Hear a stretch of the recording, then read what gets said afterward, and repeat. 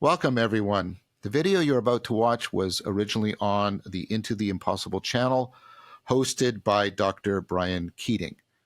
I'm joined in that discussion with my good friend and colleague, Shawn Coyne, as we discuss with Dr. Keating the advent of AGI and some of the issues that we explore in our book, Mentoring the Machines. I hope you enjoy it.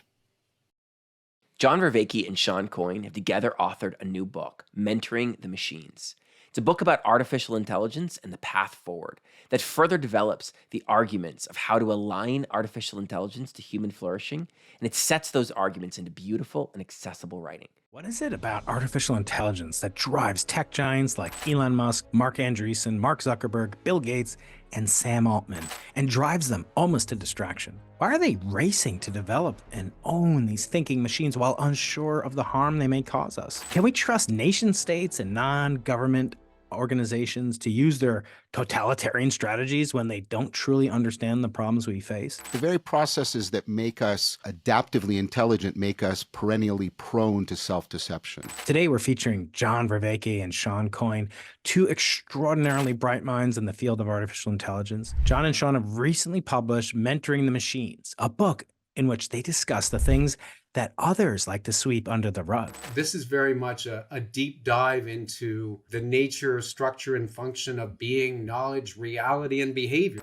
Today's episode of Into the Impossible will tackle these questions with them and more. Join us for what promises to be another great deep dive into the world of groundbreaking technology, AI, and human stupidity. Welcome, everybody, to an artificially intelligent version with two amazing guests of the Into the Impossible podcast. It's John Vervaeke and Shawn Coyne joining us from various parts of the eastern seaboard, where I think it's warmer than it is here in California. How are you guys doing today? Great. I doubt that it's warmer in Toronto than California. Yeah. It feels warmer relative to your baseline temperature. Here it feels pretty starkly cold. You know, it gets below 60 in San Diego, we get upset. So you guys have written a series of books, as I understand it. And as I told you before we started recording, we always like to do the thing you're never supposed to do, which is to judge a book by its cover. But you guys know, what else do you have to go on? If my audience isn't familiar with your work, they only have this very mesmerizing cover and title to go on. So I thought we'd start with that. If you guys would be so kind as to explain the origin, first of all, of your collaboration. I'm familiar with John's work, less so with Shawn's work, but tell me, where did the collaboration come from? And maybe start with John on that. And then Shawn, you can explain the title, subtitle, and cover art of this book, Mentoring the Machines. Well, the collaboration predates the book in that I was looking to turn my video series, Awakening from the Meaning Crisis, into a book, and I was reaching out to various publishers and having publishers reach out to me. And I met with Shawn, and first of all, I came to appreciate that he has a profound theory of narrative, and that had a huge influence on me. And then he said something that really went through to the core of me. He said, "I won't make your book a bestseller." And I went, "Oh," and he said, "I want to make it a permanent seller." And I said, "You're the guy. You're the guy. You're the guy." And so we started working together on that. Then a while back, after GPT-4 came out, I did an online video essay on YouTube where I tried to talk about the scientific, the philosophical, and the spiritual import and impact of these machines, or at least their potential descendants. And then Shawn reached out to me almost immediately and said, "I think what this essay is doing is really important, but it is pitched at quite an academic level, which is, of course, one of my besetting sins." But he said, "I can promise you, because that's what I'm good at making it more accessible, stepping it down without dumbing it down." And I mean, I already had confidence in Shawn because of what I've seen, but I was still very doubtful about him being able to do that. And he said, "Well, let me give it a try." And he went and he wrote the first book to come out and showed me the manuscript. And I went, "Wow, you really did it. You really pulled it off." And so we just went forward from there. Shawn is responsible for most of the narrative and the metaphor and the use of analogy. My job is to sort of track the argumentative structure, the scientific merit, etc. that's how we're working. And it's so far, I think we both are deeply appreciating the collaboration. Great. And Shawn, can you talk about the title and the cover and the theme of this? I understand it's a 4-part series, intended to be a 4-part series. It may already be out in all 4 parts, but I read the second one. Yes, when we started the project, we had to figure out, how do we position this book for everyday people who are concerned about what the artificially intelligent future is going to bring us.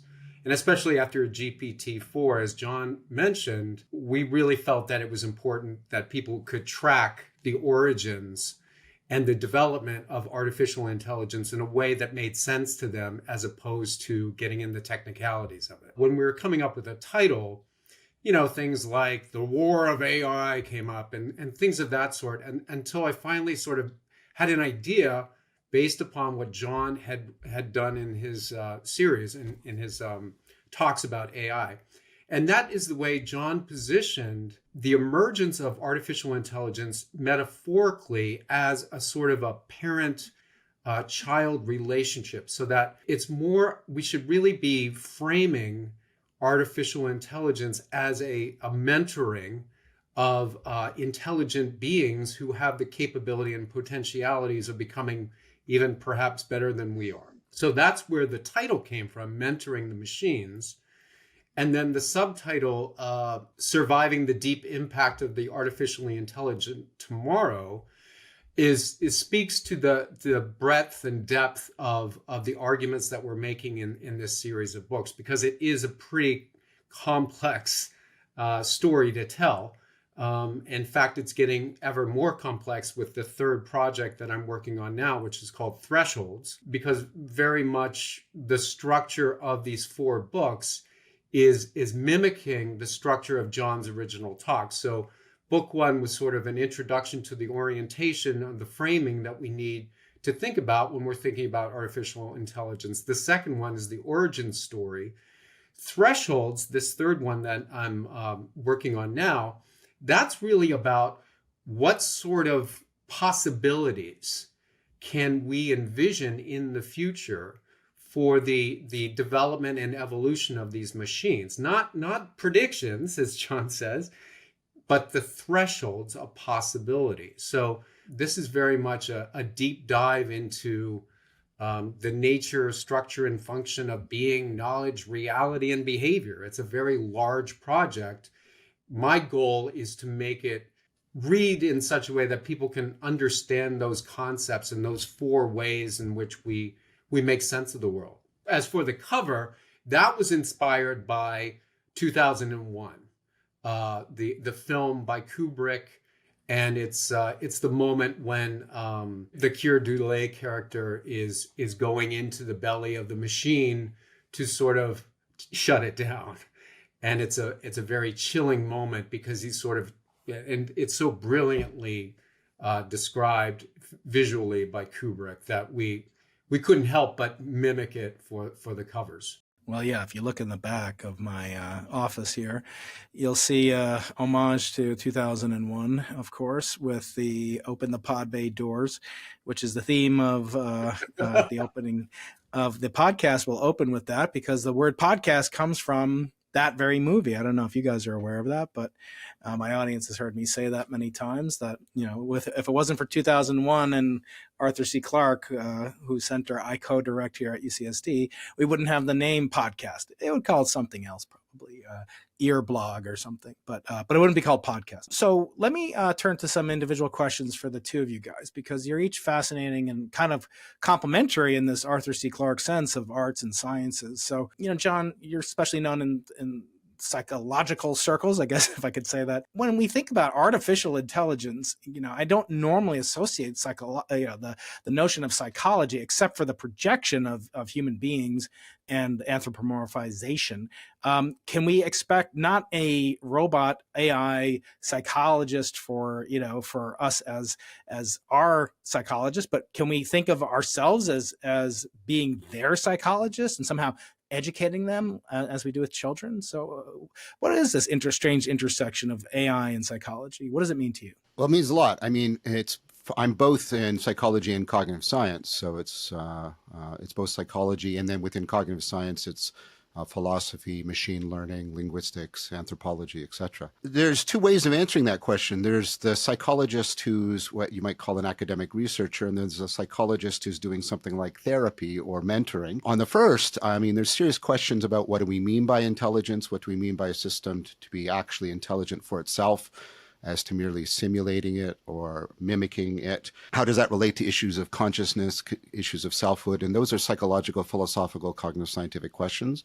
And I think they should be addressed with the sort of most plausible work we can bring to bear on them. The psychotherapeutic mentoring thing is if after the first we come to certain conclusions about potential ways in which these machines can develop, then that would have an impact on how we are properly trying to afford their development, which is very much kind of like what we do when we're doing pedagogy or where we're doing therapy or that weird combination that goes in the idea of mentoring, which is the title. One of the main claims of the book is as we get a good answer to the first type of question, it sort of gives us guidance on how to answer the second question, which is a good way of dealing with what's called the alignment problem. How do we get these machines to align with human flourishing and values? And in that sense, yeah, the alignment, I've had Nick Bostrom on the podcast a couple of years back, famous for the paperclip problem. And I often feel like the alignment, is sort of, it's sort of extrapolation ad absurdum in a sense. And I wonder if you, as a much more expert, kind of purveyor of these ideas, and certainly am I. But, when you think about that, these things are often done without context of physical limitations. So if you think about, we live on a planet, we live on a spinning rock that only has so much metallurgical density per cubic, meter of soil. And so, unless you're willing to say that these artificial intelligences can not only instantiate themselves in the physical world, but also can then manufacture new materials ab initio that will then placate their insatiable urge for growth. So talk about alignment for a bit, and then how the ethics play into this, because I've often said on this channel, I'm an experimental physicist, so we make the computer chips, we make the sensors. I've got a couple patents for lithographed objects at various for various functions. But I've often wondered, if it's not possible to teach them to machine or something without inculcating it with this notion of what we as human beings learn from, which is pain avoidance. And obviously you're much more expert than I am, but can we expect to train an artificial in silico life form or intelligence if they don't have the same kind of visceral reactions to pain avoidance or pleasure seeking? Okay, this is an excellent and profound question. And it also goes to the point that Shawn made about why we talk about thresholds rather than predictions. I don't like these graphs, usually univariate, and human beings are very bad at making exponential predictions off of univariate graphs. I found all of those predictions, both the zoomers and the doomers. We try to distinguish ourselves from both. I found them silly. And so instead we talk about something that I think you're actually pointing towards. There's a threshold. And the threshold, one of the threshold points is, are we going to make these entities embodied entities of some kind? That does not follow inevitably from sort of the development of these machines as they are right now. That's a choice point. And as you said, it involves huge logistical issues about mining rare metals and transportations. It's a huge commitment. So this is why we talk about thresholds. These are choice points. They won't just sort of happen inevitably the way the Earth orbits the sun or something like that. We will have to choose. We will have to create projects. Now, the questions we could then ask if we reformulate it as a threshold is, why might we want to do that? And then that goes to your second question, which I think is very astute, which is the deep question whether or not being embodied is an essential feature of being an intelligent agent, a cognitive agent. Now, I have a lot of argument and work towards that. I belong to a version of CogSci called 4E CogSci, which in fact explicitly argues, and we can get into the details if you want, I'm just answering your question at this larger level right now, that cognition has to be embodied in something that is properly autopoietic, self-making, not just merely self-organizing, but self-making so that it has real needs. We might want to do that because we might want machines that are capable of being rational as opposed to just being manipulative, being able to manipulate information in certain ways. We could get into that. The reason why it's a threshold is there's different alternatives. We could say, well, we'll never embody these machines, and then that means we'll have a certain kind of future. And then, as you said, we might face the choice of, well, we may need to embody them because if we don't, we won't actually get proper cognitive agents. We might want proper cognitive agents because our argument, and this is part of mentoring the machines, is it's only when you have genuine intelligence that is for the actual system or entity itself, or an autopoietic system, a system that cares about information because it's taking care of itself in a moment by moment basis. Only then could you have something that would actually care about the true, the good, or the beautiful. If you can't get caring in this profound way interwoven with intelligence, you're not going to have an entity that is in any way responsible to normative demands. You can try all the programming you want, but what you're ultimately relying on is the fact that somehow that programming won't self-organize beyond your purview. And that I'm suspicious of that ever being a workable goal. Whereas if we can get, like we do with our children, there's no guarantees with them, but if we can get them to be properly internalize a care for normativity, then that is how we could solve the alignment problem. Now, notice what I've done there, Brian. I have not made predictions. I've said, here's choices we make, here's why we might make them, and here's why we might go this way rather than that way. Shawn, I think of you as kind of gold standard for editing and publishing. I want to talk about the practicalities of this. I wrote 2 books before ChatGPT came on board. And I'm kind of glad that I did because now I don't think I would tell my story in exactly the same way because I have this, kind of tireless research assistant with a rapacious appetite for work, and I can just assign it. And I'm not talking about my graduate students. I don't abuse them as much as I abuse ChatGPT. First question for you: how is it affecting publishing? How is it as an editor, a master editor and publisher of hundreds of books co-authored or produced through your handiwork? How is it how has it changed your practice in your craft, and what are some of the kind of ethical implications of dealing with these as a ghostwriter, assistant, and so forth? As I said, my books would look a lot different if they were written in 2024 instead of 2018. So talk to that, please. I'm using ChatGPT, to check a lot of my propositions as I'm working on this project. So this is a really good question because I'm going through this right now. And it's been my experience that it's a wonderful resource to check against propositions that have already been circulating in the collective cultural grammar, if you will, right? So what it's not so great at doing is making the binding metaphorical connections that are instrumental in creating a compelling story. So what does that mean?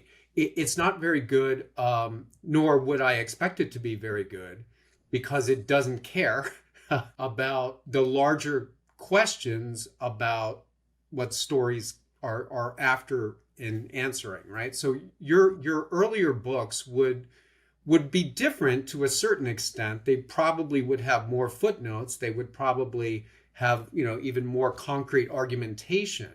But I think you would have been still required to have come up with the structure, function, and organization of the whole yourself, because it's not going to tell you your point of view about a particular subject matter or area of investigation.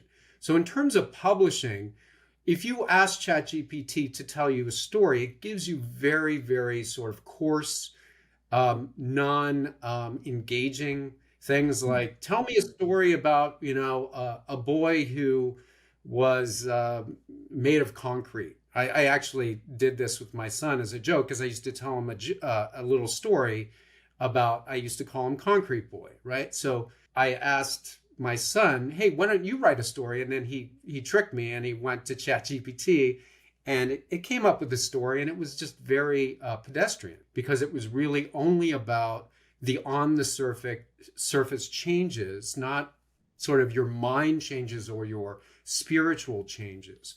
And until, as John was talking about, until these machines do have rationality and have the ability to care, and then if we can even step them up a little bit more and give them intentionality and make them their own cognitive agents, that's the point where the storytelling could become pretty compelling. And I think we're quite a ways from there. And I think people who rely upon ChatGPT or large language models to help them tell stories are only operating on a very superficial level that will not sort of like become all that interesting for all that long of a period of time. So when John introduced me by saying, I told him I didn't want to make it a bestseller, his work a bestseller, I wanted to make it last. I wanted his project to sell for all time. That's what I was talking about. And that requires a lot of work, a lot of thought. Yeah, and John, one thing that I often talk about, is the difference between the notion of knowledge and wisdom.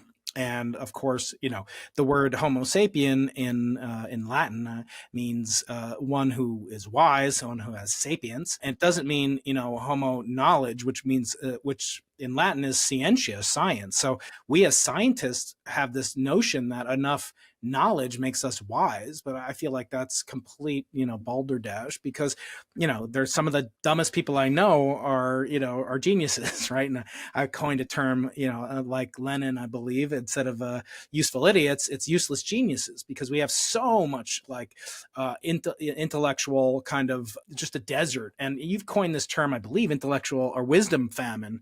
Can you talk about that? What is a wisdom famine? How are we being kind of afflicted by that in this age of almost infinite, instantaneous, democratized knowledge, science? Separate the science from the sapience, John. What do you mean by a wisdom famine? There's sort of two parts to this answer. One is a distinguishing of wisdom from sort of knowledge, or at least from intelligence. And then the other is the answer is, well, why is that lacking in our culture right now? Part of it has to do with this idea, which is your adaptive intelligence is a result of some very complex dynamical systems, and they're massively recursive, and you're connected and coupled to the environment in this really complex way. And again, where you want detail, I'll supply it. I won't inflict it on people. What comes out of this, for some very good reasons and arguments that I've published on multiple times, is the very processes that make us adaptively intelligent make us perennially prone to self-deception. This has to do with a core thing I talk about, which is relevance realization and related phenomena like anticipation. But this has to do with the fact that the amount of information that you could be paying attention to in the external environment is overwhelming. The amount of information you have in long-term memory, and I'm also talking about possible combinations, overwhelming, vast, the possible options for your behavior. The same. This goes by various names. Another name is the frame problem, etc. And the issue is what you don't do is search all this information and judge if it's relevant or not to what you're doing. And this is where it sounds almost like a Zen koan. You are intelligent by actually ignoring most of the information, so it's obvious to you what you should be paying attention to, what you should be remembering, and what you should be doing. And that's fine for common sense, but when we're trying to bake machines, there's no physics of obviousness. We have to try and figure out how the brain generates that intelligent adaptive obviousness. But the problem is, it works by making things obvious and having you ignore vast amounts of information. That is always a great risk of self-deception, that you will be ignoring the needed information, and you will not be noticing what is actually true or relevant in that situation. And so we are endlessly prey to self-deception. You can't to sort of say, well, what I'll do is I'll shut off my adaptive intelligence machinery. That's not going to work.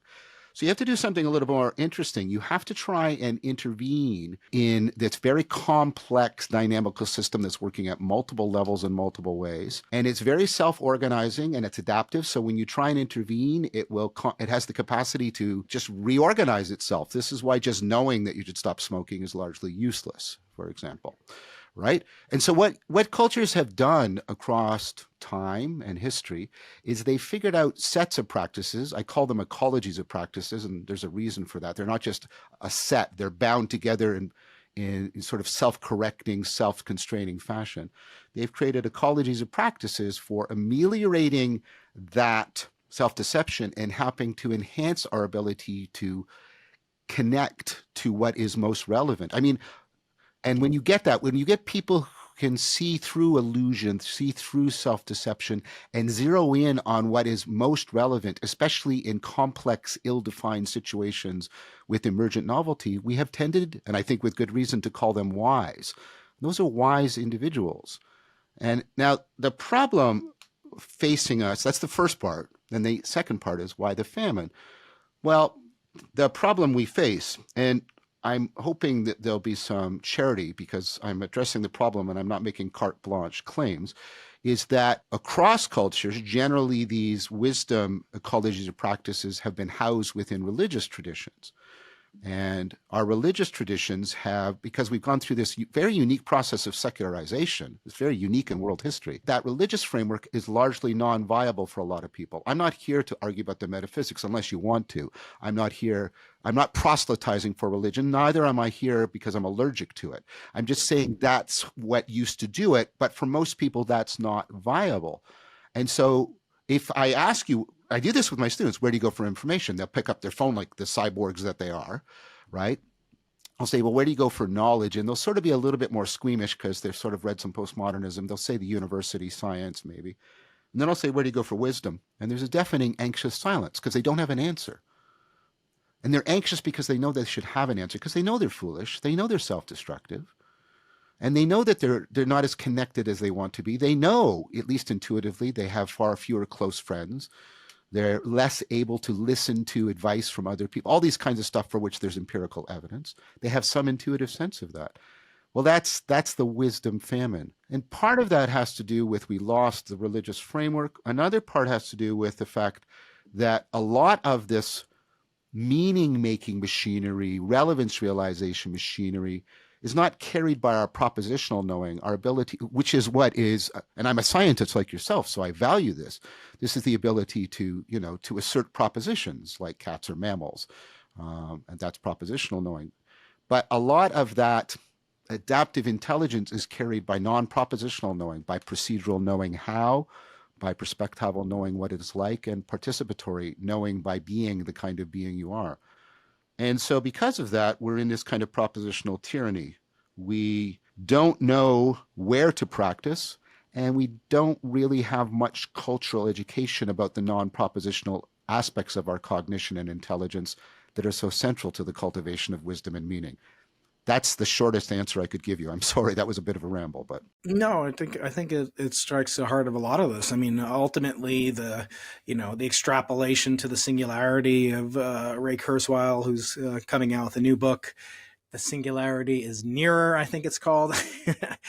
So it got near, then it was here, now it's nearer. I don't know how all that works, but he sent me I think it was a third of an acre of a rainforest in Brazil, a printout of the 500-page book. But anyway, he's coming on the podcast soon, so I'll ask him a little bit more about that. But the ultimate extrapolation of singularity is something that seems to me to be, if not a surrogate for God, maybe an actual God. These entities in the simulation hypothesis that can reconstruct and recreate all visceral experiences in a way that Descartes couldn't hardly dream about. But I want to bring it back to something that I think will involve both of you, and maybe I'll start with Shawn because he's such a master in the art of storytelling. I claim that Einstein has this deserved impact on not just science, not just physics, but on society. And I actually think it's because of his impact within and respect within the physics community, unlike, say, a Neil deGrasse Tyson, who's an excellent storyteller, but he doesn't have the bona fides of an Einstein.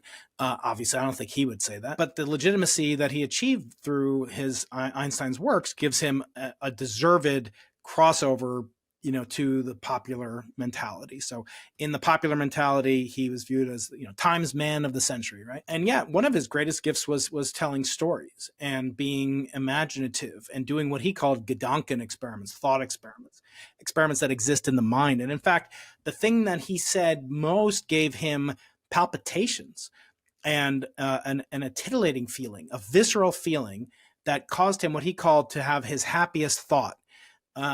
Was the notion and the understanding that an observer in free fall, I usually have a finger puppet of Einstein around here. I'll use Carl Sagan because I only have Carl Sagan here until we have you guys. Oh no, I'm stepping on him. How rude of me. So Einstein made the following observation purely mentally, Shawn, that if the observer was in free fall, it experienced no gravitational field. There's my laboratory demonstration. So I want to ask you guys both. First, Shawn, to what extent can a machine have a happiest thought, A, and B, what does that mean to have a happy thought? And maybe, John, you'll comment on that after you hear what Shawn has to say. So how can a machine have a happy thought? What does that even mean? And B, if you like, what would it mean for a machine to even have the visceral sensation of free fall without a body, without embodiment? I had Noam Chomsky, and I'm not name dropping, I'm just saying, obviously, he believes that a lot of communication is generated by physical and visceral, bodily sensations and embodied consciousness. So, how can a computer trapped in a wafer of silicon have a reaction that would lead it to have a happy thought? Shawn, and then John. Big fan of Einstein. Big fan of Gedanken experiments. The way I would answer whether a machine can have a happy thought or an experience would require, in my estimation, embodiment too. I would sign up for the fact that a machine would have to have a form of consciousness, a frame, its own Umwelt, if you will, before that would sort of emerge. I'm in the same camp as John in the 4E cognitive science realm, and embedment, I'll give you the 4 E's right now. You've got to be embedded, embodied, extended, to enact. So in order for a machine to enact original artifact behavior, meaning novel behavior that has never existed in the universe before, in order for them to actually be able to do what we do all the time, I'm doing it right now. What I'm saying has never been said before in the universe in the way that I'm saying it. And this is the beautiful part of us beings as engines of creation, living life as an engine of creation of novelty. For a machine to create novelty, I do believe it has to experience its own frame. It has to have an Umwelt. And then on top of that, it would have to have some cognition, some intentionality. So I see it as sensing, feeling, thinking, acting. It's that sort of quadratic from which we could have, that we have happy thoughts and sad thoughts and metaphorical thoughts and Gedanken experiments, etc. So I do think that the possibility of a machine acquiring embodiment, extension, it already sort of has some extension because it's sort of operating off of the corpus of human, language. But in order for it to actually reach a place where it can enact artifact, original behavior, make art, if you will, it would require a frame. That is, as John was describing, the frame problem. And Marvin Minsky, et cetera, from the 1960s sort of ran into this in the grand story of where we are, currently in artificial intelligence. So that's my answer. I think they do need a body. John, what do you think? Can you have a Gedanken experiment that's disconnected? Can we blow a capacitor every now and then to make it feel pain to teach? Einstein, of course, is famous not only for physics, he's also famous because he was able to say things about science and knowledge and imagination. And that's because he is also a Spinozist. He's quite a devoted follower of the philosophy of Spinoza. And I think Spinoza is very helpful at this point because Spinoza was, in contrast to Descartes, he argued that these two things were always inseparably found together, mind and extension, or mind and body. And he very much was in the way the body was, he called it kinetis. The body was self-organizing, but not just the way a fire is. It was self-organizing to seek out the ongoing conditions of its own existence, like a paramecium. That's the difference between a paramecium and a fire, right? The paramecium will move towards something because it's food and move away from something because it is poison. And as soon as you start talking that way, you can start to talk about very, very rudimentary senses of pleasure. But I think if we're talking about what Einstein meant by his happy thought, he means something beyond visceral pleasure, not separate, like not completely independent from it, given the argument I've just made, but exapted from it, the way I've exapted my tongue for speech, even though it didn't originally evolve for speech. What we've done is we've taken that ability to care and to find pleasure or distress around that caring, and we've exapted it up so that we care about the true, the good, and the beautiful. And we talk about happiness when we talk about it in terms of eudaimonia and not just pleasure. We're talking about, like, how much is your life connected to what's real? How good is your life? How much beauty is there in your life? And I think, and then connected with that is that you, unlike the paramecium that is an agent that can detect the consequences of its behavior and alter its behavior to alter consequences, and that's how it differs from a thermostat, for example. But unlike a paramecium, you do more than that. You don't just self-organize, you organize into a self. You have this sense of self.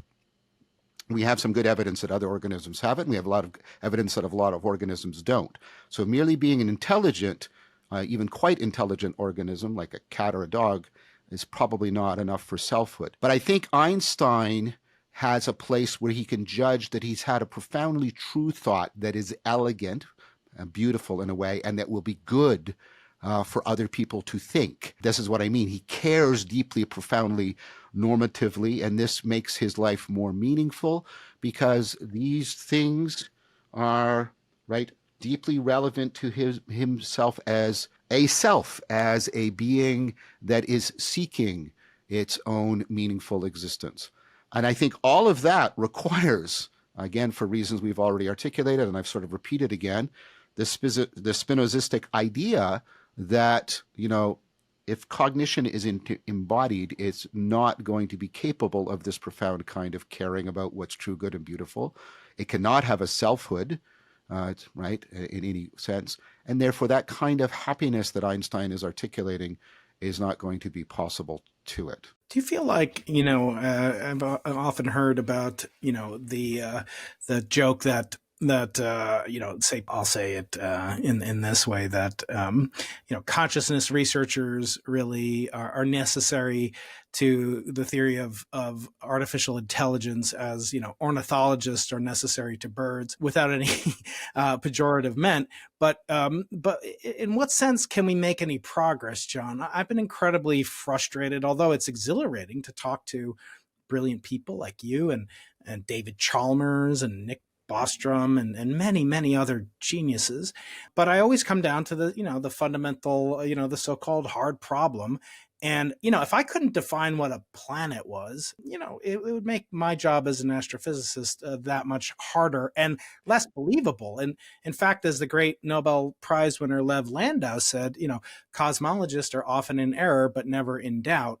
How can we even think about, kind of the generalized intelligence or conscious machines that can be mentored if we don't even have a definition of what consciousness is? So respectfully, John, what do you make of this? Are we putting Descartes before the horse? Well, I mean, I want to be a little bit careful here, and the philosophy of science. Yes, you can do you can sort of define what planets are, because there was a lot, like 4 centuries or more of philosophical work into what bodies are. And that just didn't just drop intuitively onto the scene, and it had to be worked out and had to be revised. We went from thinking that bodies had to be completely inert and completely solid to et cetera, et cetera, et cetera. And so I hesitate to say that science starts with definitions. I think you start to get definitions when your science is up and running by something that is recognized by other sciences as a science.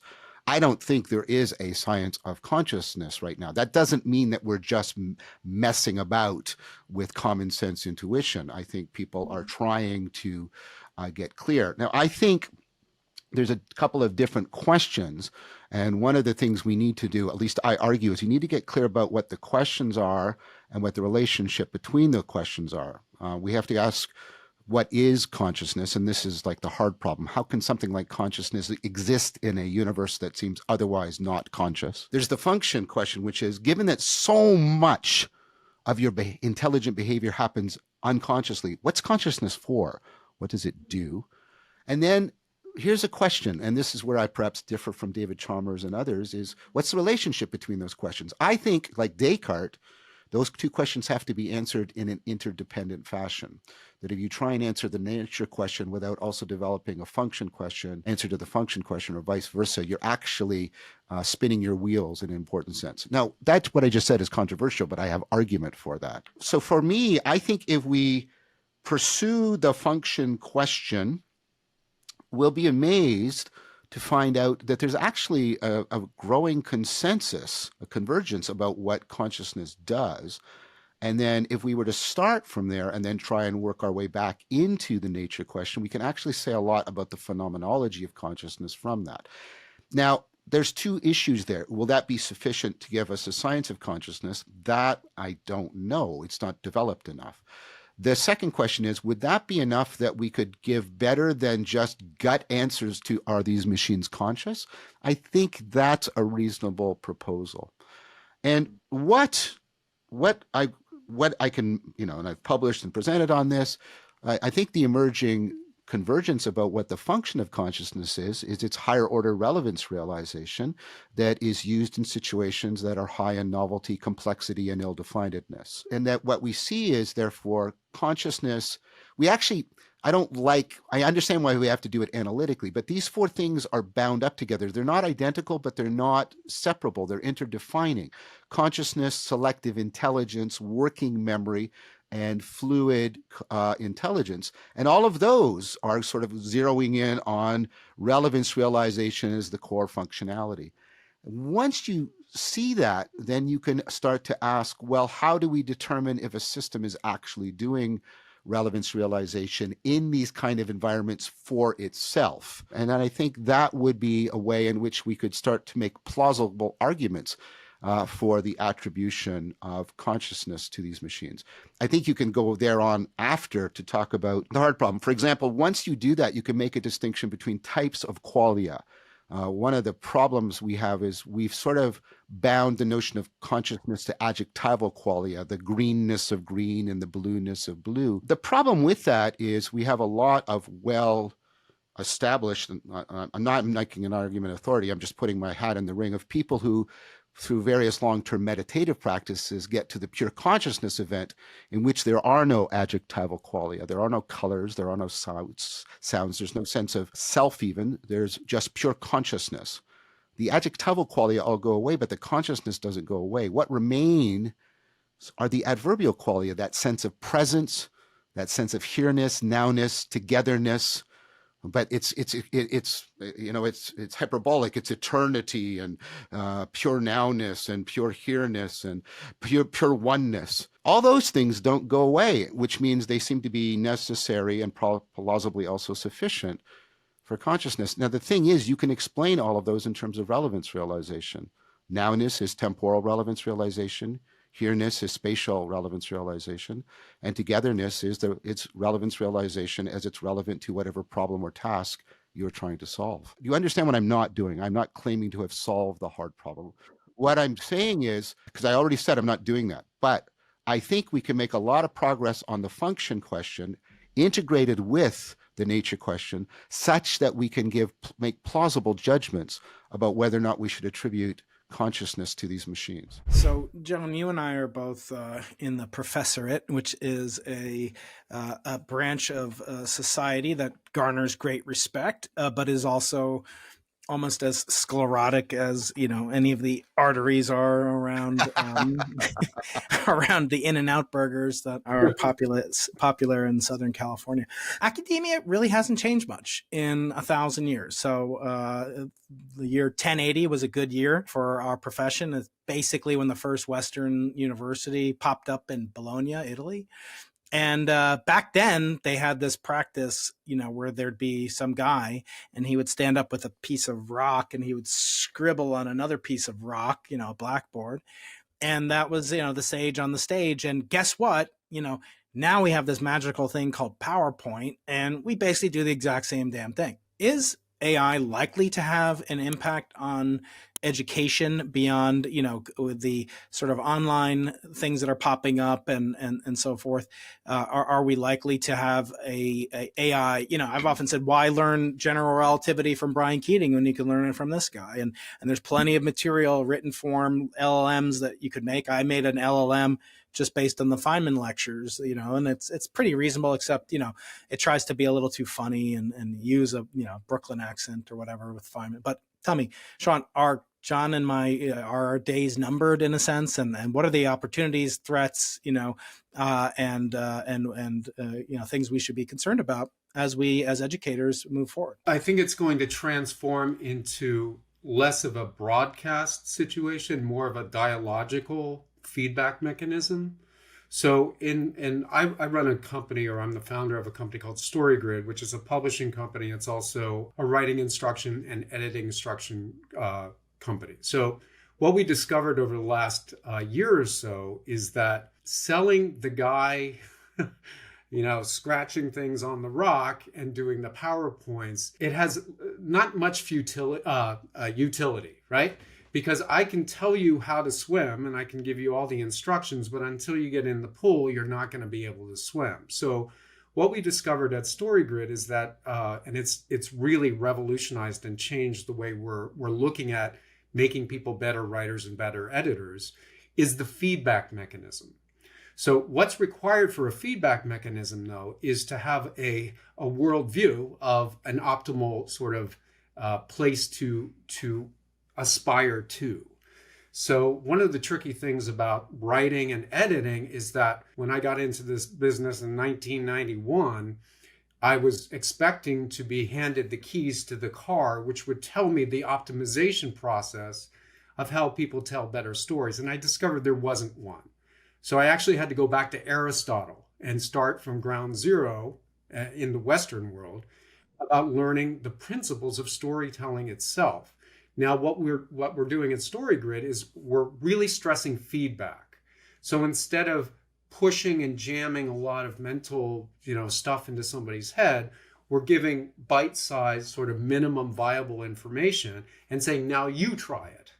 And then the students come back with what they've tried, and we can give them a quick feedback loop instead of, in 19 weeks, you're going to get a final exam. I'm not checking in with you until that final thing, and I'm going to give you a grade, and I'm never talking to you, which I always found to be a pretty ridiculous format for learning. So I think, what does this have to do with AI? AI will be able to provide reasonable, with the right kind of instruction and software, to be able to provide feedback much faster that can be described to a person before they're actually having an interaction with the professor. So I think that might be one of the very useful ways AI can help, in that students can get quick feedback and improve and optimize their understandings in a much faster process than they do currently.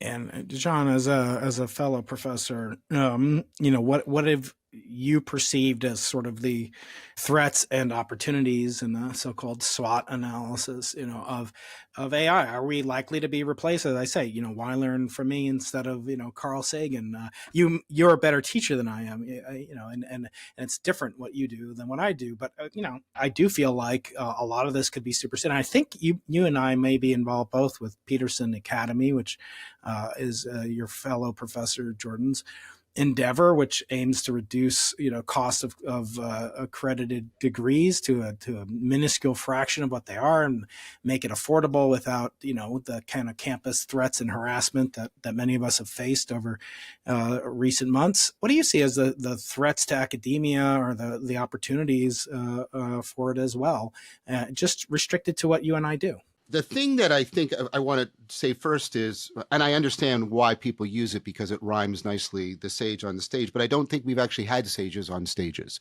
I think we've had people giving lots of propositional information. We've had very little, although there has been an increasing awareness of this over, I would say, the last 20 to 30 years of pedagogy, sometimes informed by good science, sometimes not, that we should also be teaching know-how, we should be teaching skills. Skills aren't true or false, they're powerful or not. But in addition to that, there's perspectival knowing. That's knowing what it is like. I mean, knowing what it's like is about orientation. It's about the kind of knowing by noticing. I'm sizing up the situation in a certain way. I'm foregrounding and backgrounding. I'm sculpting salience in certain ways. And that is drawing from me, right, certain skills and having me assume certain identities and roles, and what's all that's going on. And you say, well, why should I care about that? Because, and this is where epistemology is now overlapping with wisdom, because we have to talk, we are role modeling.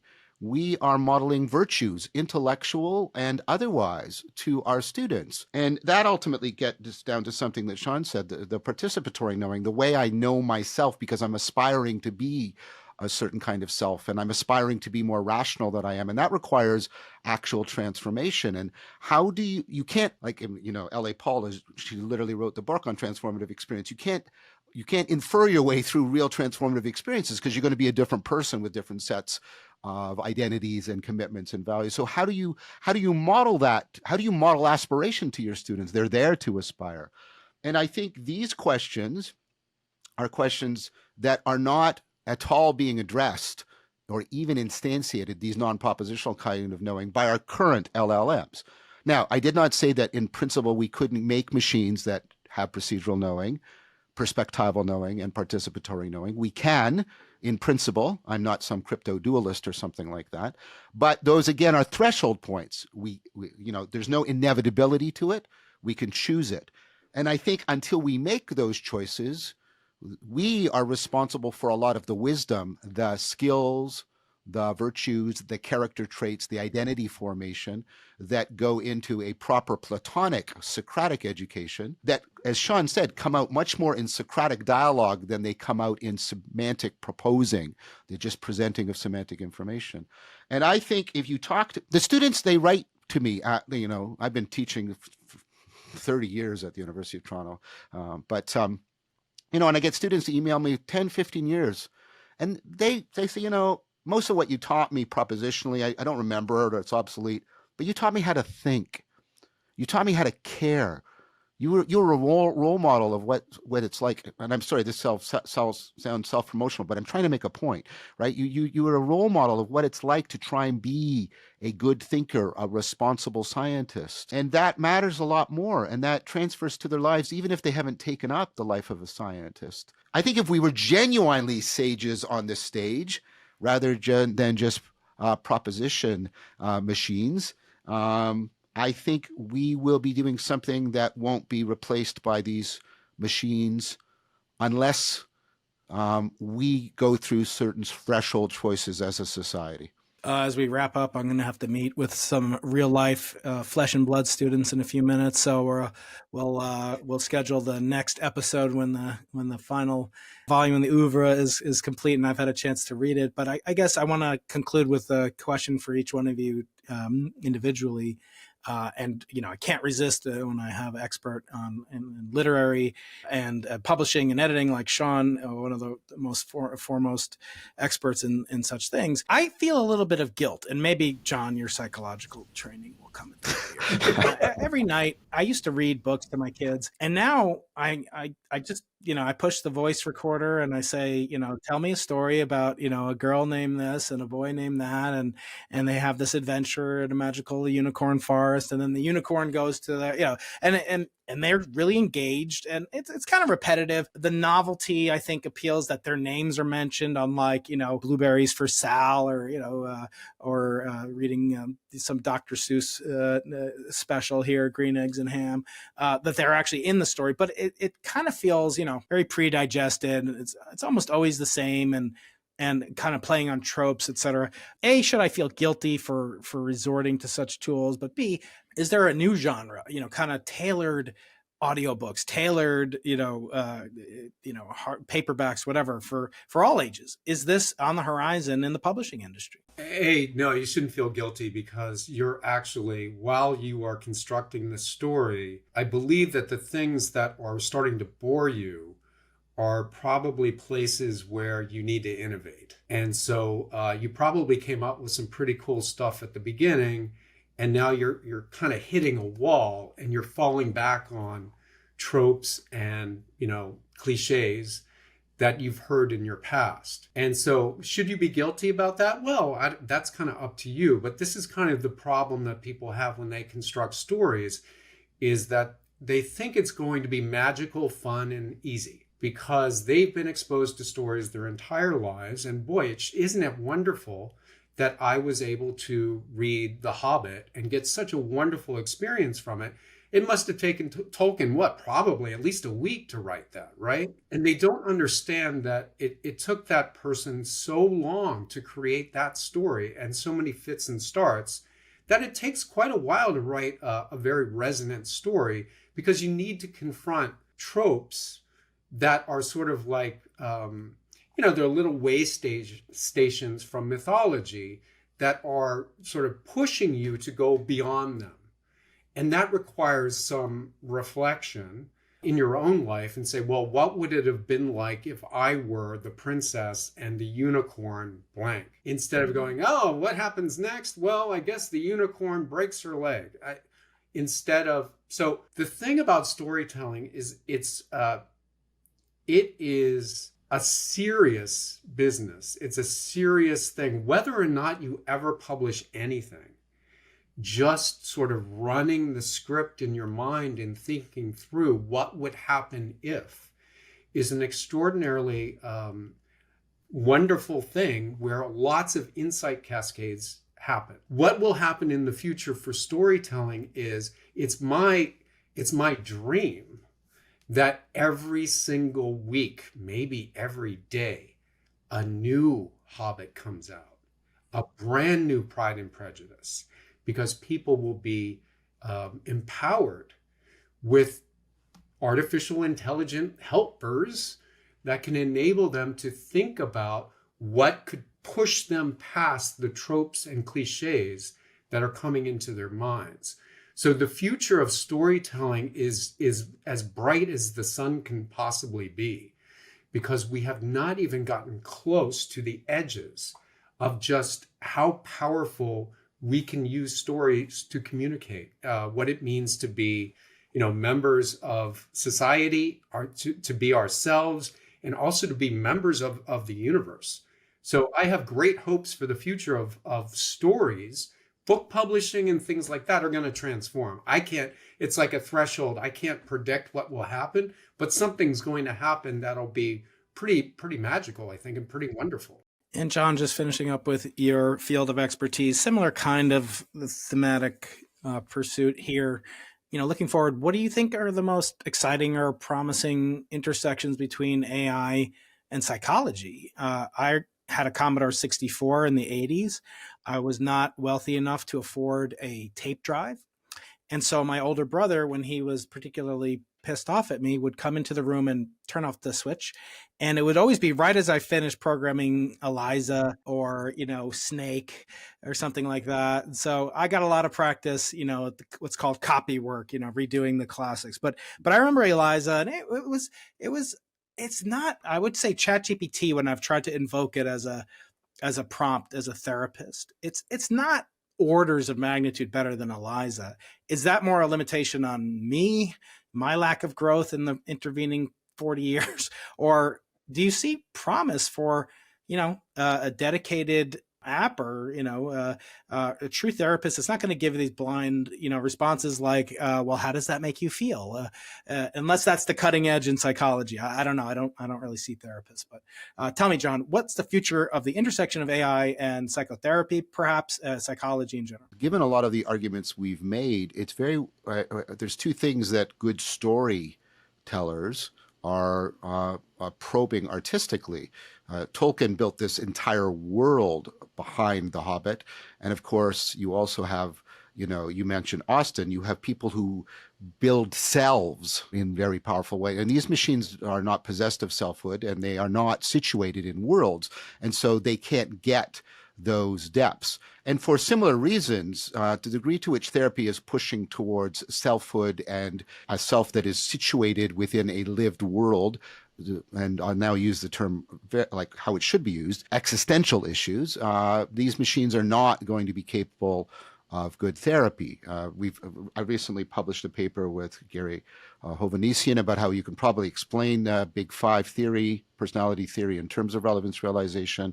He's been integrating that, and he just got his PhD about how you can integrate this into sort of psychotherapy in terms of ways in which human beings try to get an optimal grip on their sense of what a world is. And to the degree to which these machines don't have those senses, and because they don't actually instantiate them, I don't think they're going to be capable of the deepest transformative kinds of psychotherapy. Now, could we use them for sort of triage and diagnostic purposes? I expect this is going to happen very soon. And I expect that's not only going to be in psychotherapy. I think we're going to even see that in in physical medicine. We're going to see a lot of triaging and initial diagnosis being done by these machines. I think that's very soon happening. I think there's a dark side about the psychology of this. I mean, I think way before these machines become viable selves within a world, in the, like as Shawn said, an Umwelt, a Heideggerian world. I mean, we're going to be facing the issues around threats to our own personhood and selfhood.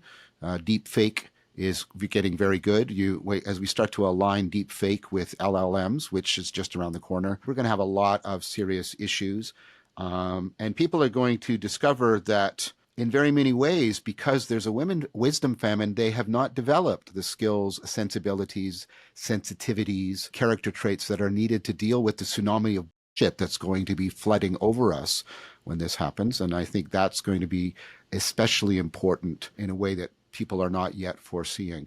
In terms of academic psychology, artificial intelligence has been playing a crucial role in cognitive science since its inception. Newell and Simon were as much pivotal figures in artificial intelligence as they were in psychology and problem solving. My work has been ongoing, profoundly influenced. I mean, how can I not? Jeff Hinton was here at the University of Toronto, and he's one of the godfathers of this AI, right? And so I think the degree to which psychology has paid attention to what we've been learning from machine learning, these machines are going to have an impact. I think a lot of stuff that gets done now is going to be seen to be not being very helpful. Let me just give you one quick example. What role will neuroscience play? Because let's say we get viable, human equivalent artificial general intelligence that's on a substrate completely other than an organic brain. I think it has to be autopoietic for reasons I've already argued, but it doesn't have to have our evolutionary history, or it doesn't have to have our particular substrate architecture. What does that tell us? Is neuroscience still relevant? Is it important? Should psychology be trying to ground itself in an understanding of the brain? I'm not going to try and answer that right here, right now, but these are the questions that I think are going to become very pronounced. They were already there in the philosophers, but nobody paid very much attention to the philosophers talking about this stuff, except I did, because I teach it in my Intro to Cog Sci course. But I think that will no longer be a merely philosophical endeavor. We will have to answer some very serious questions as psychologists. Well, when we're studying intelligence, are we studying something that we think is actually seriously brain dependent? And if not, what is it we are studying? And what are we doing that's different than the machine learning person? And why and how? I think these questions are going to come to the fore very, very quickly. Well, guys, this has been a true delight. Talk to two experts, both getting the synoptic overview of this project, this massive project that you guys are embarking on. I know my audience is going to love it. And tell me, how can folks get to know more about your work? Well, let Shawn go first. Yeah, Shawn, where's the best place for people to contact? Storygrid.com or? Yes, storygrid.com, and also my business partner and CEO, Tim Grahl, has a channel on YouTube, and he does all kinds of instruction from our corpus of intellectual endeavor. I don't know what it is. But yeah, storygrid.com is where it all is. For my work, if you're interested in my academic work, you can just, of course, Google Scholar Me. If you're interested in the kind of work that I'm doing that's trying to bridge between these scientific issues and existential and spiritual issues, then I have a YouTube channel. I have Awakening from the Meaning Crisis. I have After Socrates. I have the Cognitive Science Show. I have a bunch of these video essays about AI. If you're interested in the cultivation of wisdom, we have Awakening to Meaning, which is a platform where you can go, where you can learn mindfulness practices, you can learn dialogical practices, you can learn imaginal practices. If you're interested in the work in general that I do, there's the Vervaeke Foundation, vervaakefoundation.org. I do not own it. I only have legal veto rights over its intellectual content, and that is where you can go if you're interested in supporting this work via Patreon or donation or volunteer. You can also see the kind of things we're doing, like Awakening to Meaning, etc. So there's a lot of ways to connect with me, depending on how you wish to connect with me. Guys, Mentoring the Machines, pick it up in format most convenient to you. I like the hardcover in case I need to be more polite to these machines and say thank you and please when I give them prompts. Gentlemen, this has been a great privilege, and I hope to talk to you guys again soon. Thank you so much, Brian. Wonderful, wonderful. Excellent questions. Thank you, guys.